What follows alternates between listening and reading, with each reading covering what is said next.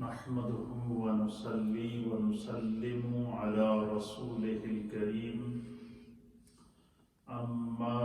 بعد فأعوذ بالله من الشيطان الرجيم بسم الله الرحمن الرحيم أتموا الصيام إلى الليل ولا تباشروهن وأنتم عاكفون في المساجد تلك حدود الله فلا تقربوها كذلك يبين الله آياته للناس لعلهم يتقون صدق الله مولانا العظيم وصدق رسوله النبي الأمين الكريم إن الله وملائكته يصلون على النبي يا أيها الذين آمنوا صلوا عليه وسلموا تسليما اللهم صل وسلم على سيد الأنبياء والمرسلين وعلى آله الطيبين وأصحابه الطاهرين أجمعين الصلاة والسلام عليك يا سيدي يا رسول الله وعلى آلك وأصحابك يا سيدي يا حبيب الله الصلاة والسلام عليك يا سيدي يا رسول الله وعلى آلك وأصحابك يا سيدي يا رحمة للعالمين السلام علیکم سامعین و ناظرین، اللہ کے فضل و عطا سے عشرۂ مغفرت اپنے اختتام کی طرف رواں دواں ہے، اور اس کے بعد عشرۂ جہنم سے آزادی کی طرف ہم بڑھ رہے ہیں۔ ایک دن کا فاصلہ ہے، مغفرت اور جہنم سے آزادی کے سنگم پر ہم کھڑے ہیں۔ انسان خطاؤں کا پتلا ہے اور دنیا کے اندر اور دنیاوی امور کے اندر اتنا مشغول رہتا ہے کہ اکثر وہ اپنے رب کی یاد سے غافل رہتا ہے۔ اللہ تعالیٰ اپنے فضل و کرم سے انسان پر رحم فرماتا ہے، کیونکہ وہ رحیم بھی ہے، کریم بھی ہے، ستار اور غفار بھی ہے،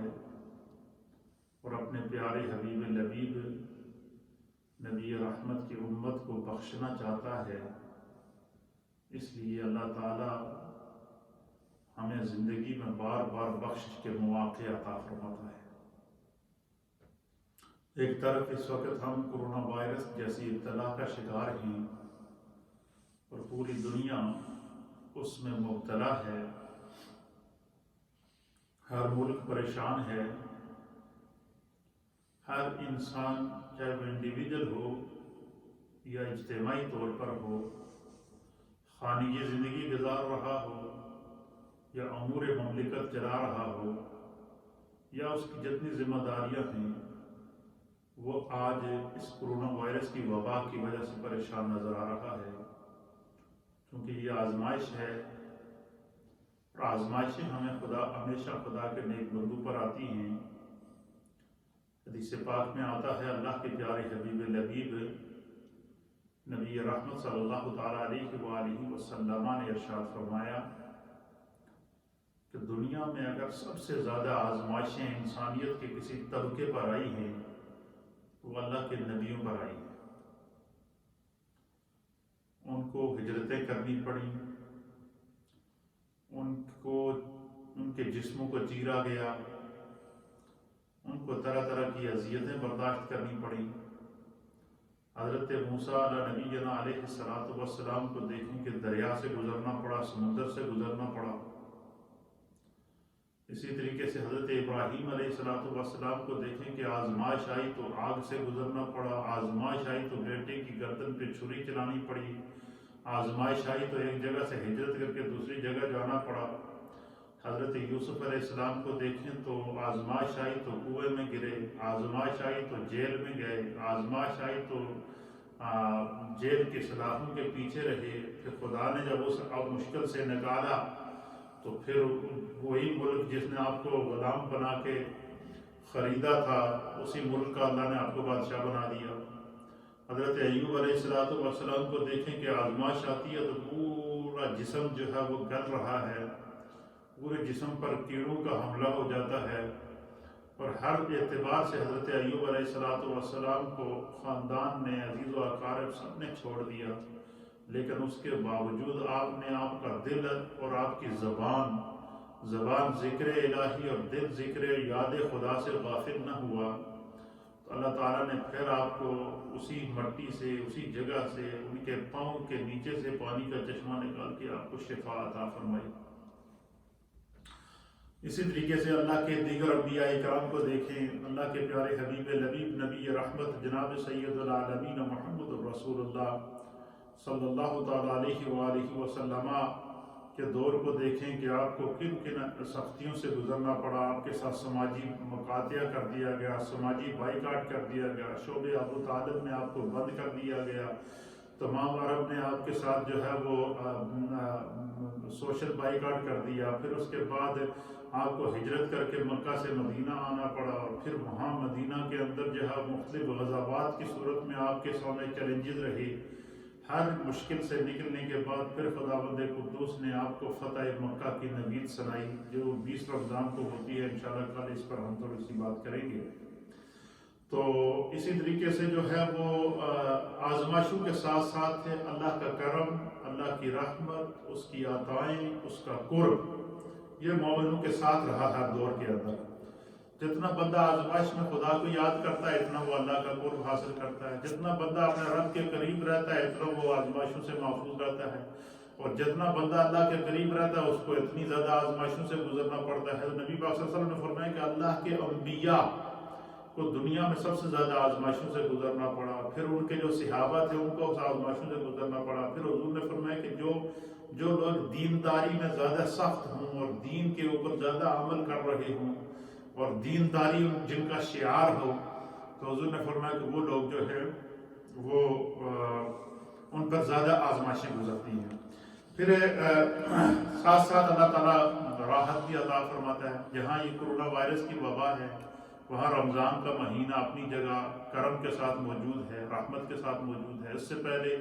شعبان کا مہینہ تھا اور اس کے بعد شب برات کی رحمتیں اور عطائیں تھیں، وہ ہمارے سامنے موجود تھیں۔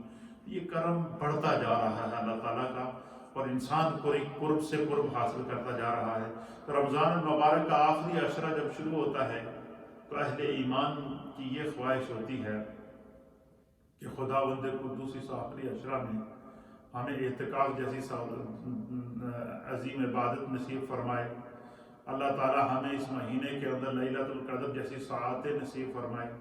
اللہ تعالیٰ نے اس مہینے میں جو جہنم سے آزادی کا وعدہ کیا ہے اپنے حبیب کے ذریعے امت کو خوشخبری دی گئی ہے، خدا ہم سب کو جو ہے وہ جہنم سے آزاد فرمائے۔ تو یہ ساری وہ رمضان کا آخری عشرہ جیسے جیسے آتا ہے تو مومنین کی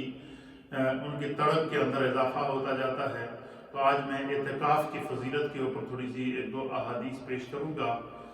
تاکہ جو ہے وہ جو لوگ اعتکاف بیٹھنا چاہیں اپنے گھروں کے اندر یا جو مساجد میں اعتکاف بیٹھ رہے ہیں ان تک یہ پیغام محبت ملے گا، تو ان کو جو ہے وہ ان کے ذوق عبادت میں اللہ اور اضافہ کرے گا۔ میرے سامنے قرآن حکیم فرقان مجید کی سورہ بقرہ کا پارہ نمبر 2 ہے، آیت ہے 187۔ اس میں اللہ تعالیٰ فرماتا ہے ثم اتم الصیام الی اللیل، پھر جو ہے وہ رات آنے تک روزے کو پورا کرو۔ یہاں روزے کی لیمٹ بتائی گئی ہے اس آیت کے اندر کہ روزہ جو ہے وہ رات شروع ہونے تک جو ہے وہ روزے کا سٹارٹ کرو، دن کے شروع ہونے سے رات کے شروع ہونے تک یہ روزے کی مدت لکھی گئی ہے۔ پھر فرمایا کہ وَلَا تُبَاشِرُوهُنَّ وَأَنْتُمْ عَاكِفُونَ فِي الْمَسَاجِدِ، جب تمہیں اللہ تعالیٰ اعتکاف کی مسجدوں کے اندر اعتکاف کرنے کی سعادت عطا فرما دے تو ان دنوں میں اپنی بیگمات کے پاس نہ جاؤ۔ پھر فرمایا کہ یہ ساری اللہ تعالیٰ کی حدود ہیں اور ان کے پاس نہ جاؤ۔ پھر اللہ تعالیٰ نے یہاں اس آیت کے اندر اعتکاف کا ذکر کیا ہے، تو اس آیت میں اعتکاف کرنے والوں کے بارے میں ایک بڑے خوبصورت انداز سے اللہ تعالیٰ نے ان کی اہمیت اور فضیلت کو بھی بیان کر دیا، اور ساتھ میں رمضان کا ذکر بھی کر دیا۔ تو یہاں اللہ کے حبیب علیہ السلام کو جب پتہ آپ کے اوپر جب اللہ تعالیٰ نے وحی نازل کی کہ اِنَّا أَنزَلْنَاهُ فِي لَيْلَةِ الْقَدْرِ وَمَا أَدْرَاكَ مَا لَيْلَةُ الْقَدْرِ لَيْلَةُ الْقَدْرِ خَيْرٌ مِّنَ أَلْفِ شَهْرٍ، کہ بے شک ہم نے اس قرآن کو لیلۃ القدر میں نازل کیا، اور آپ کو کیا معلوم کہ لیلۃ القدر کیا ہے؟ اللہ فرماتا ہے لیلۃ القدر خیر من الف شہر، کہ لیلۃ القدر جو ہے 1000 مہینوں سے بہتر ہے۔ جب یہ آیت نازل ہوئی تو حضور علیہ السلام لیلۃ القدر کی جستجو میں لگ گئے، تلاش میں لگ گئے۔ حدیث پاک کے اندر آتا ہے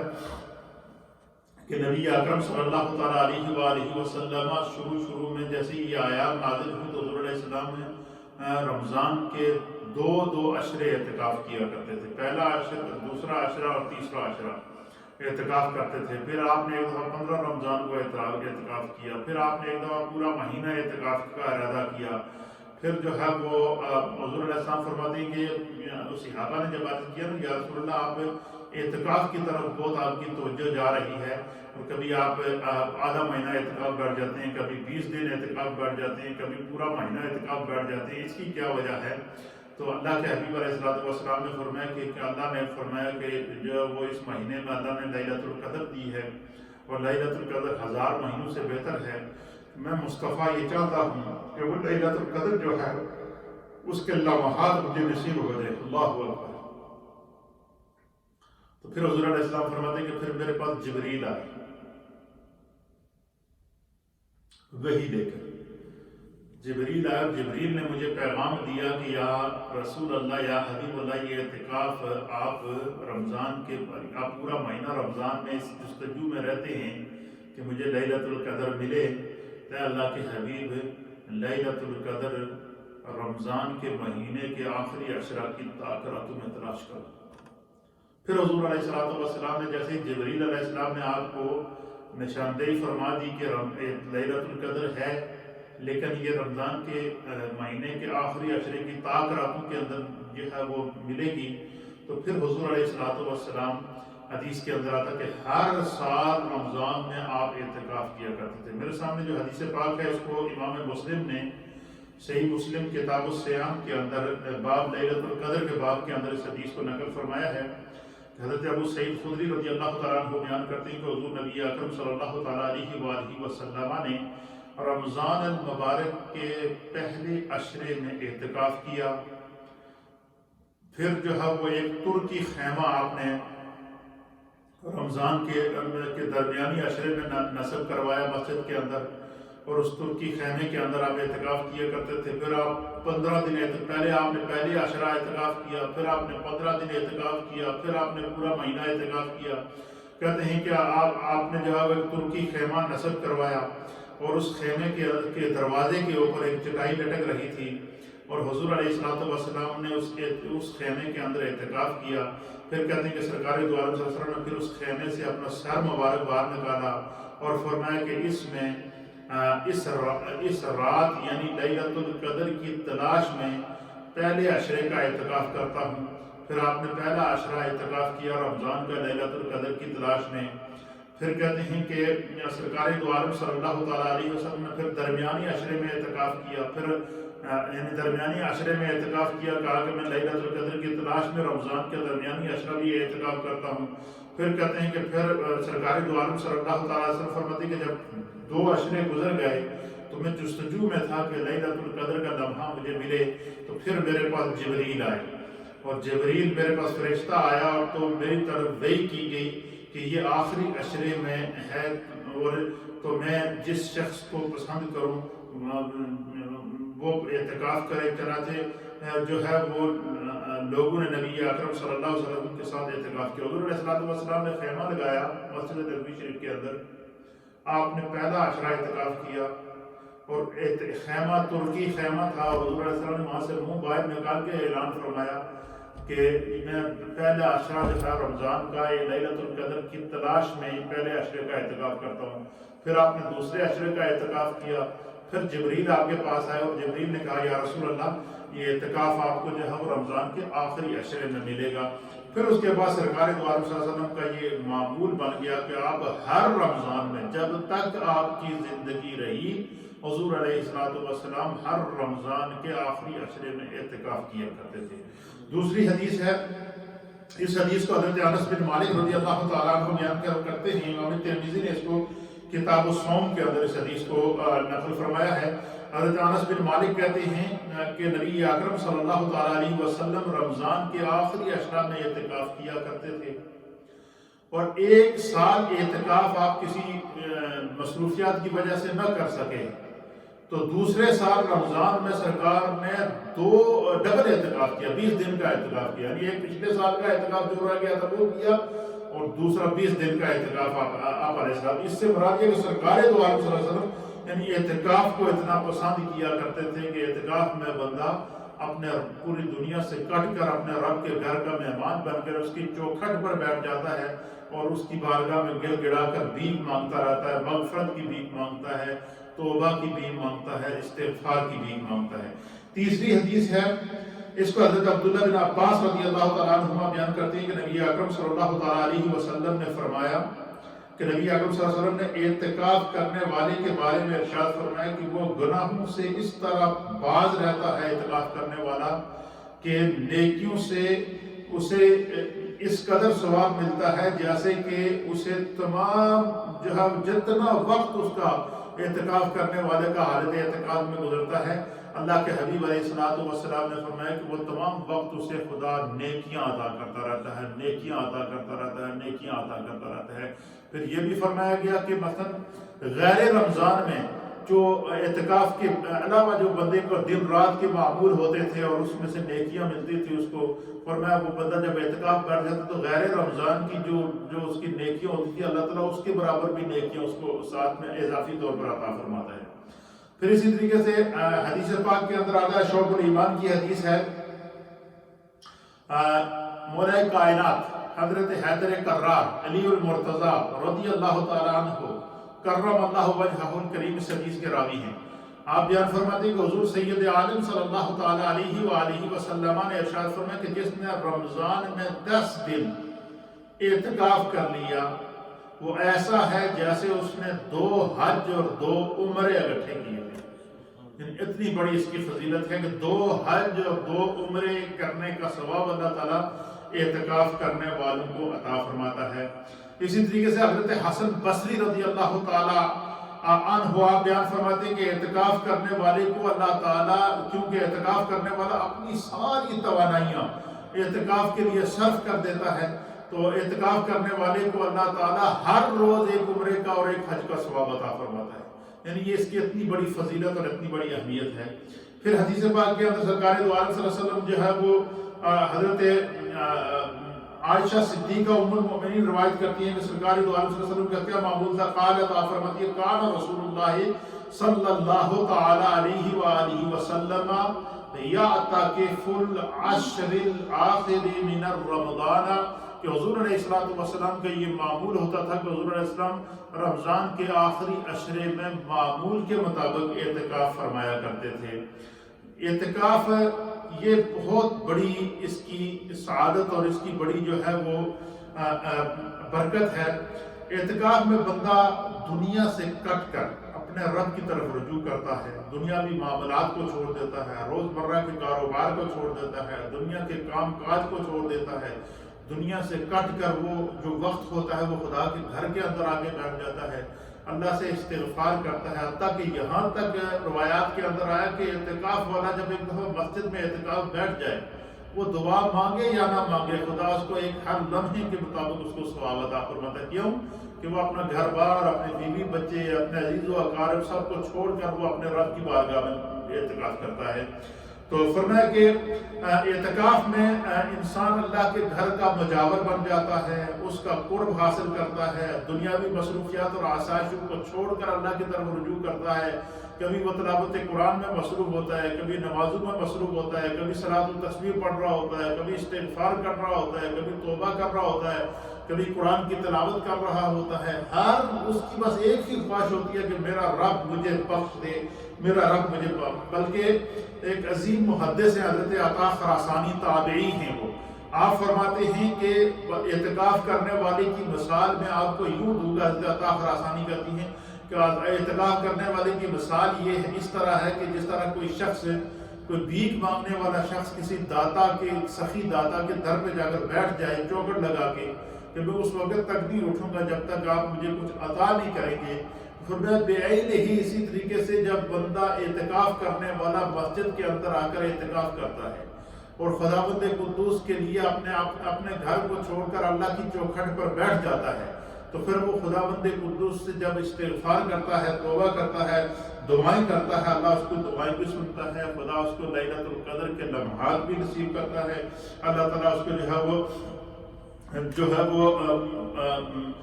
اس پر اپنے کرم کے دروازے کھول دیتا ہے۔ حضرت عطا خراسانی کہتے ہیں کہ جب بندہ اللہ تعالیٰ کا ہو جاتا ہے، اعتکاف کرتا ہے، تو گویا کہ اس شخص نے اپنے رب کی چوکھٹ کو تھام لیا ہے اور کہتا ہے کہ جب تک تو مجھے بخشے گا نہیں میں اس گھر سے نہیں اٹھوں گا، تو فرمائے کہ اللہ تعالیٰ اسے اپنی رحمت میں ڈھانپ دیتا ہے، اپنے کرم میں ڈھانپ دیتا ہے۔ پھر اسی طریقے سے جن جگہوں کی اللہ تعالیٰ کی طرف نسبت ہے، اعتکاف میں بندہ ان نسبتوں کی تعظیم کرتا ہے، یعنی مسجد کی نسبت اللہ تعالیٰ کی طرف ہے، مسجد میں جہاں بندہ نماز پڑھتا ہے اس جگہ کی نسبت اللہ تعالیٰ کی طرف ہے، تو بندہ ان جگہ کی نسبتوں کی تعظیم کرتا ہے، اور حقیقت میں اللہ تعالیٰ تک رسائی تو حاصل کرنے کا سب سے بہترین ذریعہ یہ ہے وہ اعتکاف ہے۔ علامہ عطا خراسانی رحمۃ اللہ تعالیٰ علیہ آپ لکھتے ہیں، تو اس لیے اعتکاف کے اندر سب سے پہلی جو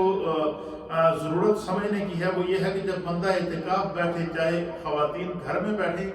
تو وہ یہ کریں کہ جس گھر میں اعتکاف بیٹھیں وہ اپنے گھر کے کسی ایک کمرے کو منتخب کر کے اسے مسجد بیت قرار دے دیں اور اس گھر کے اندر وہ اعتکاف کریں، اور وہ گھر کا وہ سوائے رفع حاجت کے یا ضرورت شرعیہ کے اس کمرے سے باہر نہ نکلیں اور وہیں بیٹھ کے عبادت کریں۔ اعتکاف میں عبادت کرنا، شب بیداری کرنا، آرام کرنا، سونا، جاگنا، ہر بندہ سویا ہوتا ہے اس کو جتنا جاگتے ہوئے عبادت کا ثواب اللہ تعالیٰ فرماتا ہے، اعتکاف میں سوئے ہوئے اتنی عبادت کا ثواب عطا کر دیتا ہے۔ کیوں؟ کہ وہ دنیا سے کٹ کے ہر کام، اس کا سونا بھی خدا کے لیے، اس کا جاگنا بھی خدا کے لیے، اس کا کھانا بھی خدا کے لیے، اس کا پینا بھی خدا کے لیے، تو اس کی بڑی فضیلت بیان کی ہے۔ مردوں کے لیے باقاعدہ شرعی مسجد کا ہونا ضروری ہے، عورتوں کے لیے جو ہے وہ گھر میں اعتکاف جگہ مقرر کرنے، جیسا کہ میں نے آپ کی خدمت میں اس کا پیش کر دیا۔ معتکف کو مسجد میں کھانا پینا سونا جو ہے وہ اس کی اجازت دی گئی ہے، اور اس کا اللہ تعالیٰ اس کو ثواب ادا کرتا ہے۔ جتنے بھی لوگ جہاں مساجد کے اندر اعتکاف بیٹھتے ہیں ان کو چاہیے کہ وہ جہاں بھی مسجدوں میں بیٹھیں ان مسجدوں کا احترام کریں، وہاں کی صفائی کا ہر اعتبار کا خیال بھی ساتھ ساتھ رکھیں، تاکہ کسی قسم کی جو ہے وہ پریشانی نمازیوں کے لیے کھڑی نہ ہو۔ اور اعتکاف کے لیے روزہ رکھنا ضروری ہے۔ رمضان کا اعتکاف یہ سنت مؤکدہ کفایہ ہے کہ کوئی ایک بندہ اعتکاف کر دے تو پورے محلے کی طرف سے ادا ہو جائے گا، اور اگر کسی نے بھی اعتکاف نہیں کیا تو وہ جو ہے پورا محلہ اس کا گنہگار ہوگا۔ تو یہ اعتکاف کے چند ضروری اور اہم فضائل اور وہ تھے معاملات جو میں نے آپ کی خدمت کے اندر پیش کیے ہیں۔ اللہ تعالیٰ ہمیں دین کو سمجھ کر اس پر عمل کرنے کی توفیق عطا فرمائے۔ نبی اکرم صلی اللہ تعالیٰ علیہ وآلہ وسلم نے یہ جو اپنے ہم پر کرم فرما کر ہمیں جو ہے وہ اعتکاف اور رمضان اور آخری عشرے کی نعمت سے مالا مال کیا ہے، ایک تو اعتکاف کے اندر بندہ یکسوئی کرے، اپنے دل پر توجہ دے۔ جو لوگ اعتکاف بیٹھیں، چاہے خواتین گھر میں بیٹھیں چاہے مرد اپنے مساجد کے اندر بیٹھیں، اعتکاف کے دوران اپنے دل پر توجہ دیں اور چند لمحوں کے لیے دل میں یہ سوچیں کہ ہمارا دل ایک لمحہ بھی اگر بندہ سوچ لے کہ میں ایک لمحے کے لیے دل کو اپنی دنیا سے کاٹ کر صرف خدا کے لیے کرتا ہوں، آدمی اپنے دل پر توجہ دے، ذکر کرے، تسبیحات پڑھے، تلاوت قرآن کرے، کثرت سے استغفار کرے، اور یہ آخر عشرہ یہ جہنم سے آزادی کا عشرہ ہے، اور اس کے جو بالخصوص جتنے بھی خواتین و احباب ہیں اٹھتے بیٹھتے چلتے پھرتے اللہم اجرنا من النار، اللہم اجرنا من النار، اللہم اجرنا من النار، اللہم اجرنا من النار. یہ جو ہے اس کو اپنی زندگی کا وظیفہ بنا لیں، اور تلاوت قرآن کم از کم اعتکاف کے دنوں میں کوشش کریں کہ ایک قرآن بندہ کم از کم ختم کرے، زیادہ وہ جتنا پڑھ سکتا ہے وہ ضرور پڑھے. پھر اسی طریقے سے اعتکاف کے دنوں میں کوشش کریں کہ جو ہے وہ سورج نکلنے کے بعد چاشت کی نماز ادا کریں. پھر اسی طریقے سے کوشش کریں کہ جب وضو کریں کہ مسجد کے اندر آئیں تو 2 رکعت نماز تحیۃ الوضو ادا کریں. اسی طریقے سے جو ہے وہ نمازوں کی پابندی کریں اور غفلت نہ ہو، نماز کے اندر غفلت نہ ہو. بعض لوگ ہوتے ہیں کہ اعتکاف کے اندر بھی سو جاتے ہیں، پتہ چلا جی نماز نکل گئی ہے ان کی اعتکاف میں بھی. تو اعتکاف میں جب بندہ اللہ کے گھر میں بیٹھ گیا یا اپنے گھر کو، اور گھر کے اندر جو خواتین جس کمرے کو اعتکاف کے لیے منتخب کریں گے اس کی حیثیت بھی مسجد کی ہی حیثیت ہوگی، وہ بھی مسجد کا ہی ان کو ثواب ملے گا. جس طرح مسجد میں عام معتکف کو ثواب ملتا ہے، اس طرح خواتین کو گھر میں اعتکاف کرنے کا ثواب ملے گا. ہاں اگر کوئی خاتون اعتکاف کر رہی ہے کمرے کے اندر، وہ اکیلی ہے اور کوئی دوسرا اس کا کھانا پکانے والا نہیں ہے یا کوئی بچی بچہ نہیں ہے، تو وہ ضرورت کے تحت وہ باہر نکل کر وہ کھانا بنا سکتی ہے، لیکن اس دوران کسی سے بات نہیں کرے گی، بلکہ وہ کیا کرے گی، جو ہے وہ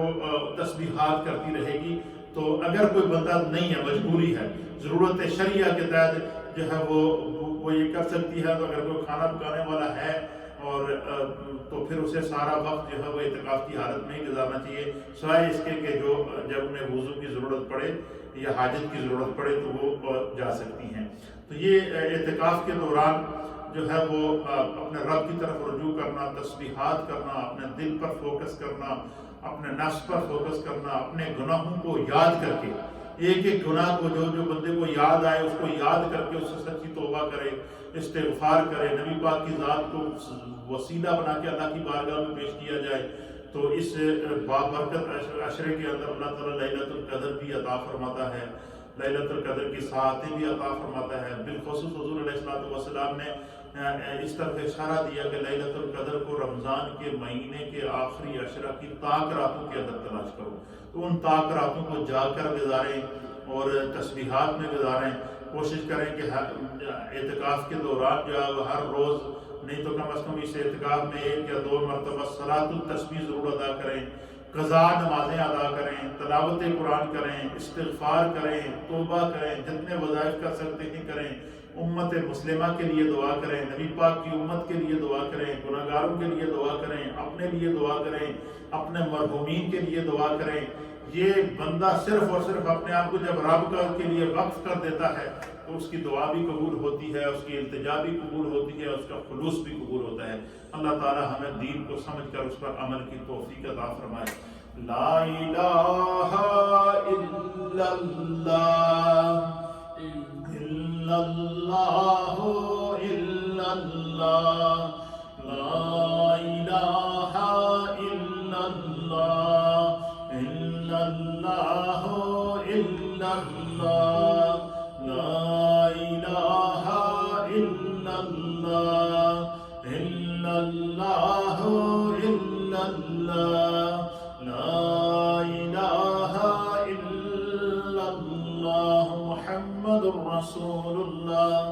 صلی اللہ تعالی علیہ وآلہ وسلم.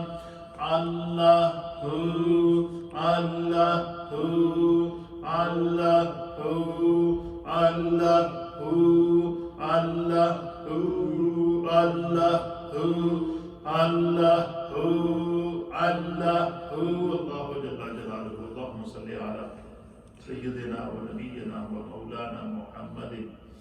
وعلى آل سيدنا ونبينا ومولانا محمد صلاة دائمة مقبولة تؤدي بها حقه العظيم. ربنا اغفر لي ولوالدي وللمؤمنين يوم يقوم الحساب. رب اغفر وارحم وأنت خير الراحمين.